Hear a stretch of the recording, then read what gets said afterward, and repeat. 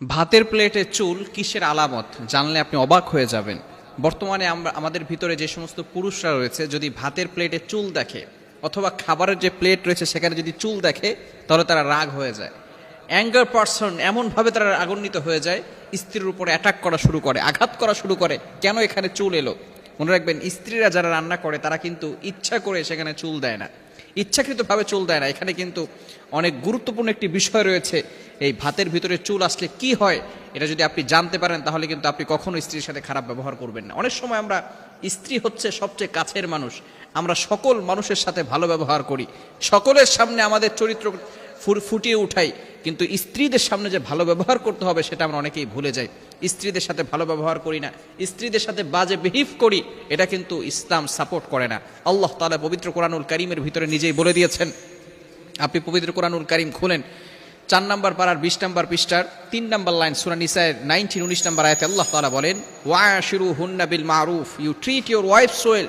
তোমরা তোমাদের স্ত্রীদের সাথে ভালো ব্যবহার করো, স্ত্রীদের সাথে খারাপ ব্যবহার করা যাবে না। এজন্য স্ত্রীদের সাথে সবসময় আমরা ভালো ব্যবহার করব। এখন যদি আপনি আপনার প্লেটে খাবারের সময় চুল দেখেন, এটা কিন্তু বরকত হওয়ার আলামত। আপনার লাইফে রিজিকের বরকত আল্লাহ পাক রব্বুল আলামিন দিয়ে দিবেন। রিজিকের জন্য কোনো টেনশন করতে হবে না। আল্লাহ পাক রব্বুল আলামিন ওই ঘরের ভিতরে সুখ শান্তির ব্যবস্থা করে দিবেন।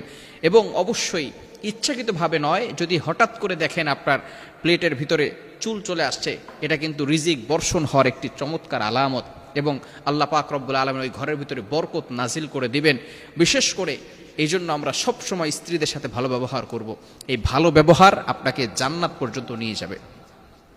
ইমাম আবু ইউসুফ রাহমাতুল্লাহি আলাইহি, তিনি অনেক বড় মাপের একজন ইমাম ছিল, অনেক ভালো ভালো কাজ করেছেন, কিতাব লিখেছেন, অনেক মানুষকে দ্বীনের দাওয়াত দিয়েছেন। একদিন তার স্ত্রী তার জন্য খাবার রান্না করেছিল।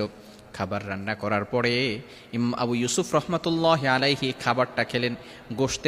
গোশত আর হচ্ছে রুটি এবং গোশত যখন খেলো, খাওয়ার পরে বলছে আলহামদুলিল্লাহ, খুব ভালো হয়েছে। ইমাম আবু ইউসুফ রাহমাতুল্লাহি আলাইহির স্ত্রী চিন্তা করলেন, আমার স্বামী প্রশংসা করলো, দেখি খাবারটা খেয়ে কি অবস্থা। তিনি যখন খাবারটা খাওয়া শুরু করলেন, দেখলেন রুটিতে একটুও লবণ দেওয়া হয় নাই। মনে করছেন ঝোলটাই মনে হয় খুব স্বাদ হয়েছে। এবার যখন ঝোল নিজে খেলেন, দেখলেন সেখানেও কোনো লবণও দেওয়া হয় নাই, কোনো মরিচও দেওয়া হয় নাই, একেবারে স্বাদ হয় নাই। ইমাম আবু ইউসুফ রাহমাতুল্লাহি আলাইহির স্ত্রী খুশি হয়ে গেলেন যে আমার রান্না ভালো হয় নাই, তারপরেও আমার স্বামী বলেছে আলহামদুলিল্লাহ ভালো হয়েছে। ইমাম আবু ইউসুফ রাহমাতুল্লাহি আলাইহি যখন দুনিয়া থেকে বিদায় নিলেন, তার শাগরেদ তাকে স্বপ্ন দেখলেন। স্বপ্ন দেখার পরে তাকে জিজ্ঞেস করলেন, হুজুর, আপনার সাথে আল্লাহ তাআলা কেমন ব্যবহার করেছেন? ইমাম আবু ইউসুফ রাহমাতুল্লাহি আলাইহি বলেন, আমি তো দুনিয়াতে অনেক ভালো ভালো কাজ করেছি, আমি কিতাব লিখেছি, মানুষকে দ্বীনের দাওয়াত দিয়েছি, কিন্তু আল্লাহ পাক রব্বুল আলামিনের কাছে একটা আমল খুব বেশি ভালো লেগেছে।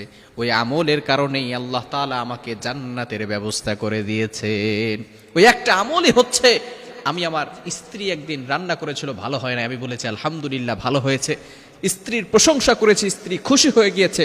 এই ছোট্ট একটি আমল আল্লাহ তাআলা এত ভালো লেগেছে আল্লাহ তাআলার কাছে যে আল্লাহ তাআলা আমার জন্য কবরটা জান্নাতের বাগান বানিয়ে দিয়েছেন। বলেন সুবহানাল্লাহ। এজন্য স্ত্রীদের সাথে ভালো ব্যবহার করা যাবে তো ইনশাআল্লাহ, কখনো বাজে ব্যবহার করা যাবে না। আল্লাহ তাআলা আমাদের সকলকে বুঝার তৌফিক দান করেন।